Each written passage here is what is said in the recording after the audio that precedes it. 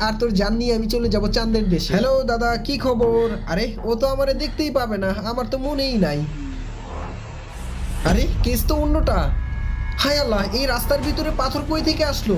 উফ, অল্পের জন্য বেঁচে গেছে বেচারা। হাই, একটু হলে মিস্টেক হয়ে যেত। আমি কি টেনশনে আমার চোখ দিয়ে ভুল কিছু দেখতেছি নাকি? এখন তো দেখি আবার দুইটা গাড়ি, এরা তো সাইডও দিচ্ছে না। কি বিপদে পড়লাম!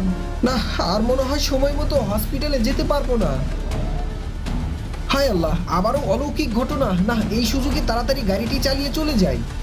আরে ট্রাফিক জ্যাম হওয়ার আর সময় হলো না বন্ধুরা। তারপর ওই ভূত যা করে, তার আগে দেখি আজকে শয়তানকে হারিয়ে কে কে মহান আল্লাহকে জিতিয়ে দেয়। আল্লাহকে ভালোবাসলে লাইক কমেন্ট সাবস্ক্রাইব প্লিজ। তারপর ওই ভয়ঙ্কর কালো ভূতটা গাড়িটাকে রোবটের মতো বানিয়ে জ্যাম থেকে দ্রুত বের করে দেয়। গাড়ির ড্রাইভারটা ভয় পেয়ে হা করে নিচে তাকিয়ে দেখতেছিল, আরে আমার সঙ্গে এটা কি হচ্ছে। কিছুক্ষণ পর গাড়িটি হসপিটালের সামনে চলে আসে। বন্ধুরা, এই কালো ভূতের জন্য প্লিজ ভিডিওতে একটা লাইক করে দাও।